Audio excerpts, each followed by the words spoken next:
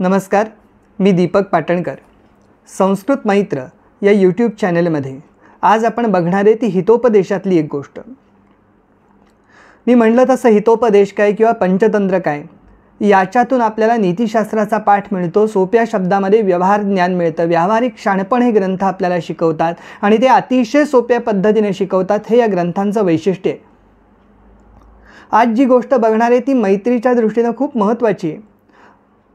आगंतुक अनोळखी माणसाशी खरं तर मैत्री करू नये, आणि जर अशी केली मैत्री तर काय होतं ते आपल्याला आगंतुकेन सौहार्दे मृग काक जम्बूक कथा या गोष्टीमध्ये सांगितलेलं आहे. एक हरिण होतं, त्या हरिणाचं नाव आहे चित्रांग, आणि एक कावळा होता, त्याचं नाव आहे एकाक्ष. हे दोघंही मित्र आहेत आणि ते चंपकावती नावाच्या अरण्यामध्ये राहतात. आता वरवर बघताना आपल्याला असं वाटतं की अरे हरणाची आणि कावळ्याची कधी मैत्री होऊ शकेल का? तर ती होऊ शकणारच नाही आहे. कदाचित त्यांची भाषाही वेगवेगळी असणार आहे, ज्याचं आपल्याला ज्ञान नसतं किंवा काही कारणही संबंधही नाही.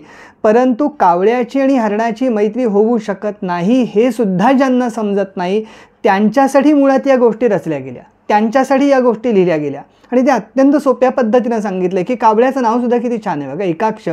कारण कावळा हा एकाक्षच असतो, त्याला एकच बुबुळ असतं.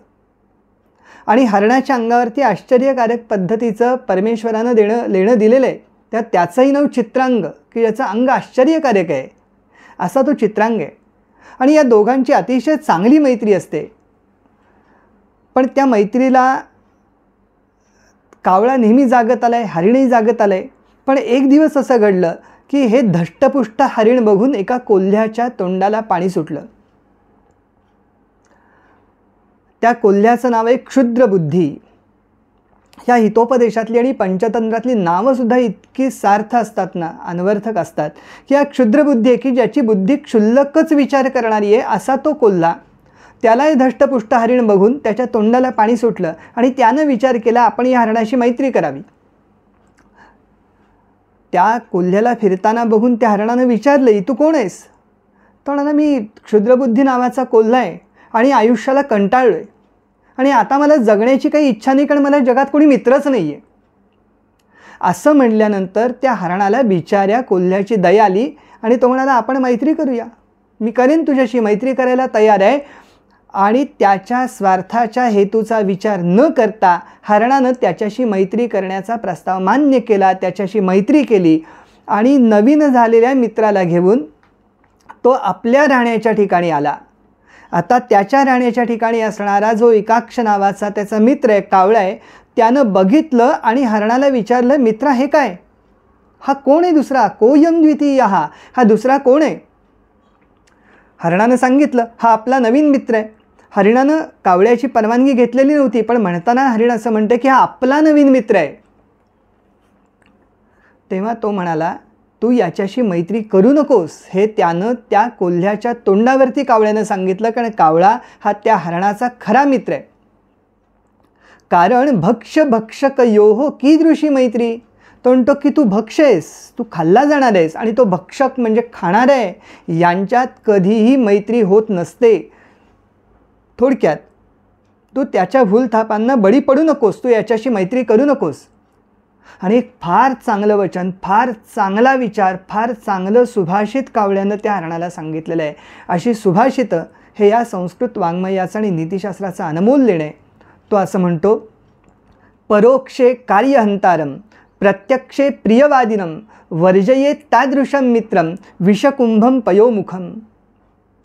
पाठमोरी तुमचं नुकसान करणारे पण प्रत्यक्षात मात्र प्रत्यक्षे प्रियवादिनम प्रत्यक्षात मात्र गोडगोड बोलणारे असे जे मित्र आहेत ना, हे वर्जयेत तादृशम मित्रम, तशा प्रकारचे मित्र नेहमी वर्ज करावेत, यांच्याशी मैत्री करू नये.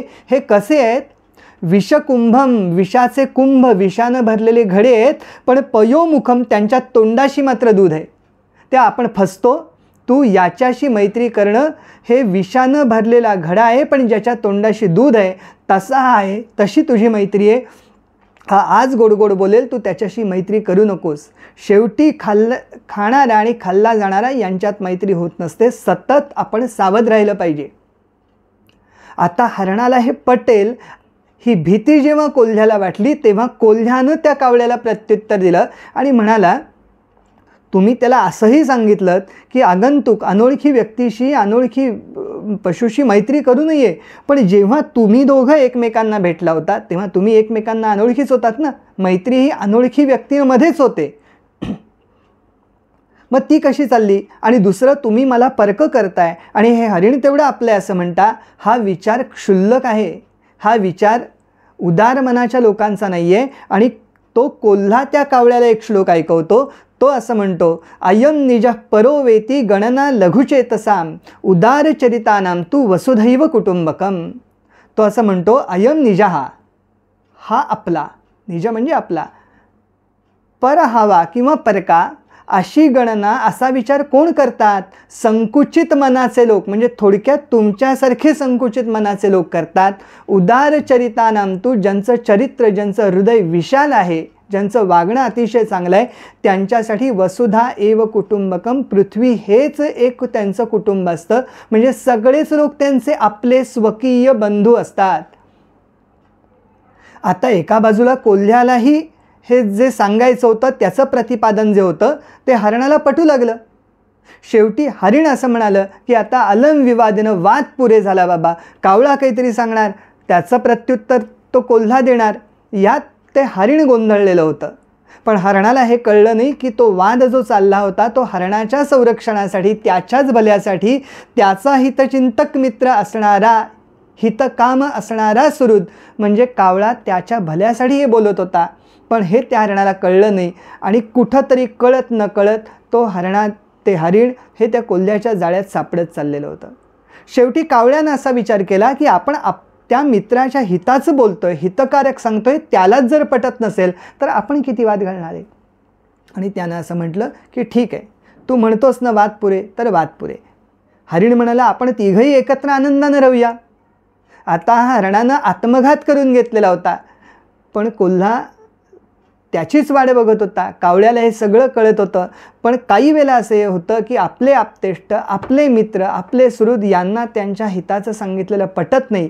जेव्हा ठेच लागणारे तेव्हाच खऱ्या मित्रांची आवश्यकता त्यांना लक्षात येणारे आणि त्याच वेळेला खऱ्या मित्राची मदतही त्यांना लागणारे. हेच या गोष्टीत पुढं घडलं.